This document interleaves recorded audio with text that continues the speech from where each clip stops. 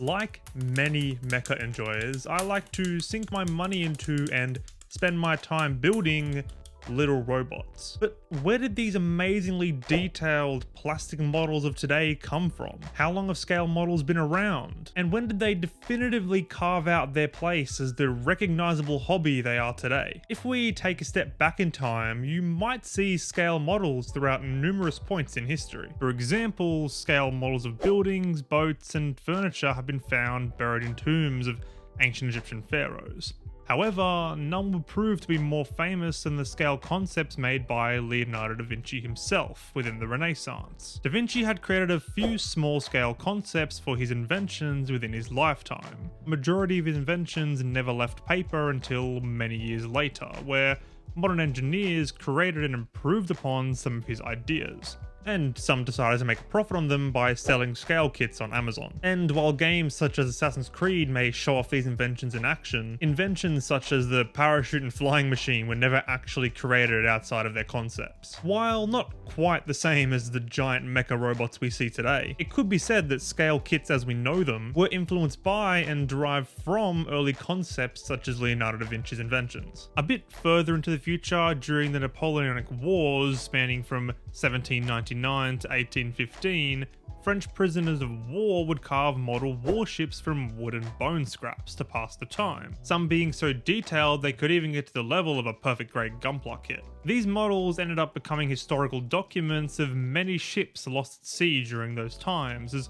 well as being extremely valuable collector's items. Moving a smidge further into the Industrial Revolution, inventors were often seen building models of their ideas in order to show off their promise to investors, without committing to expensive resources required to building the real thing. In addition, large awe-inspiring machines such as locomotives were copied into miniature scale models. This paved the way for some of the first produced and sold models of the 20th century that were actually somewhat reminiscent of what we see today. These mainly consisted of ships and planes that could be constructed from machine-cut pieces of balsa wood.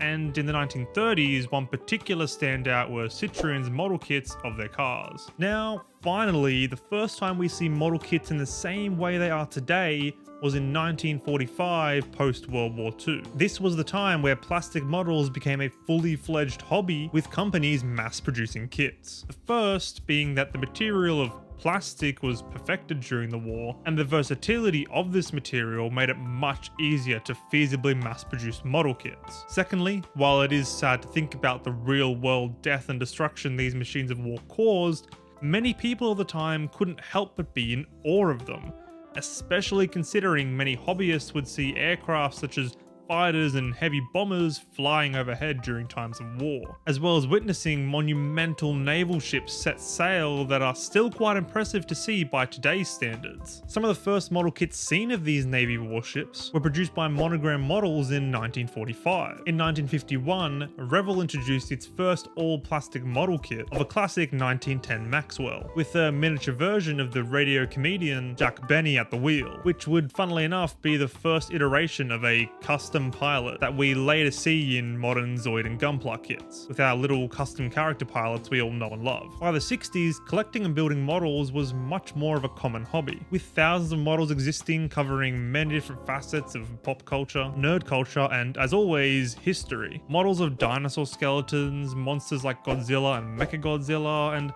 even model kits of the newest spacecrafts were often on hobby store shelves well before real-life ships had taken flight. At this point in time, we also see starships like the AMT USS Enterprise from Star Trek released for sale as a model kit in 1966. The next monumental step for model kits comes in 80s Japan, where we get flashy aesthetic scenery, a bubbly, booming economy that'll never burst, people running around with suitcases full of money buying up real estate, whilst letting literal chickens manage said real estate, and the story of fictional character Kazuma Kiryu tearing apart the fictional Yakuza subsidy of the Dojo family. Oh, and of course, Bandai's acquisition of the Gundam model line. Just before the 80s in 1979, the anime Mobile Suit Gundam first aired, and I doubt that anyone of the time could have foreseen how massive of a franchise it would become, especially when you take into consideration that at the time, the show wasn't actually very successful in the grand scheme of things, and the toys produced by Clover in 1979 were more like action figures and did not really sell well at all. So in 1980,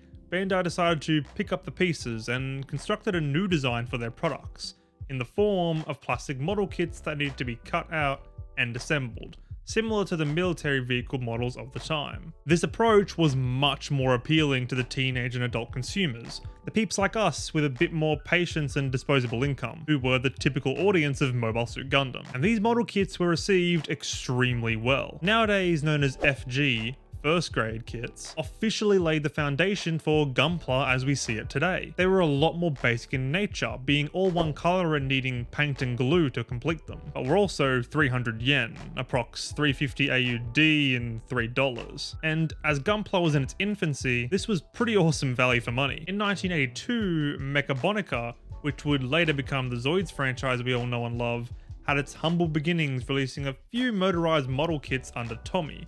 Unfortunately, it did not do so well in Japan. However, when rebranded as Zoids in the US, it became vastly more successful and was later brought back to Japan in 1983 under that same name. By 1985, Bandai had begun making improvements to their kits, one of which being introducing polycaps, the soft plastic pieces that we probably take for granted nowadays, as connectors for better articulation of the joints, paving the way for some awesome poses that we see today. In 1987, the Gundam Sentinel line introduced snap fit models, which needed little to no glue to assemble, which would inevitably become the standard as of 1988, after which all kits used snap fit assembly and no glue was required. Then, in 1990, the 1:144 scale HG high-grade kit was first introduced. Starting at 1,000 yen, or approximately 12 AUD or 9 USD, these were the premium models of the time, showing off crazy posability and incredible detail. While nowadays some might consider high grades inferior to the detailed real grades or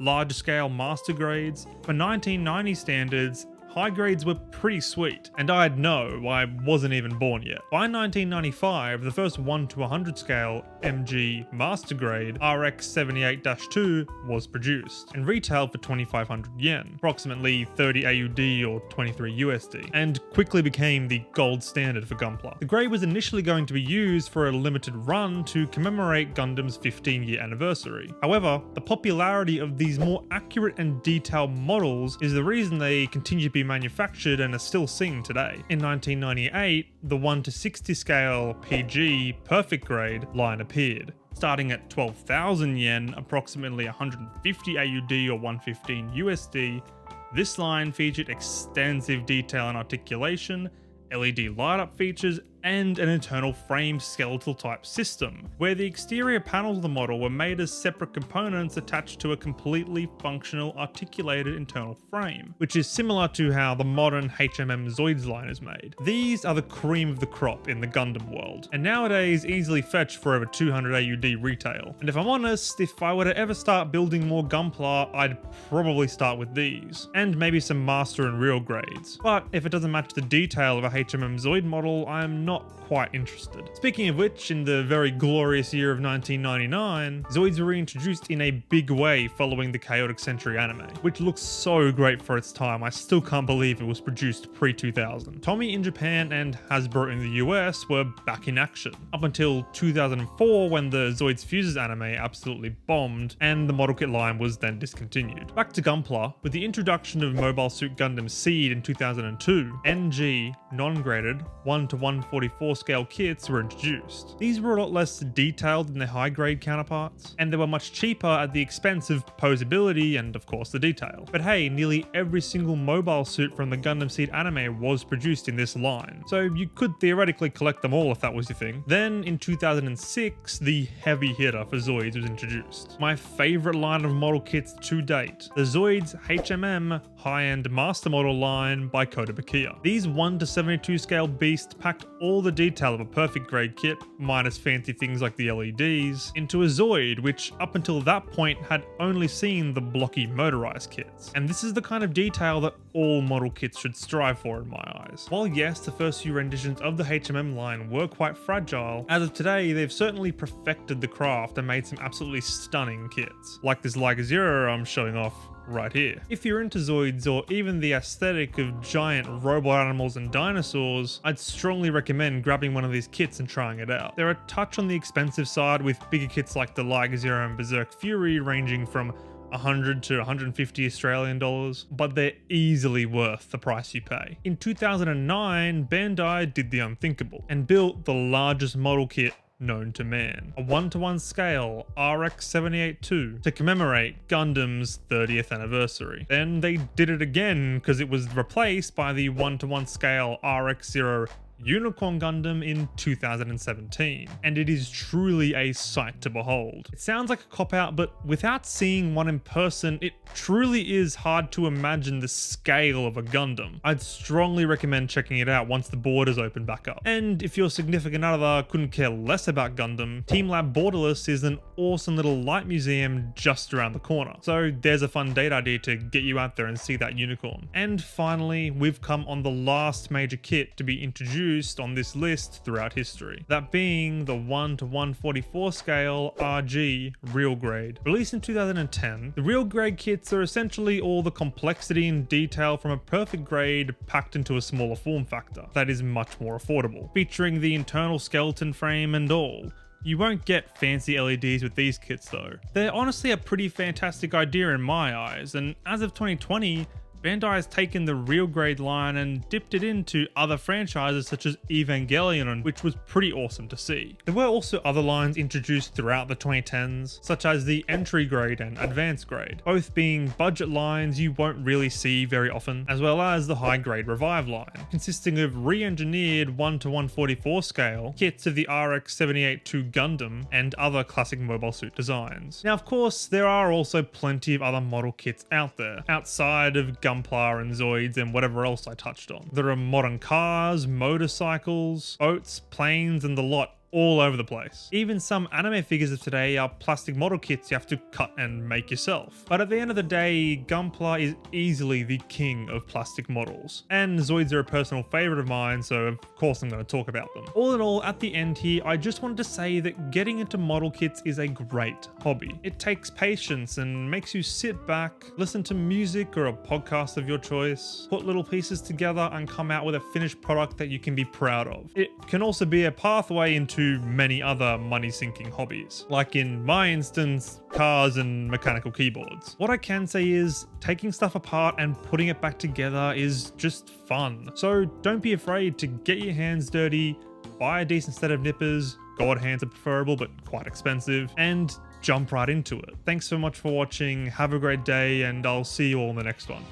Peace.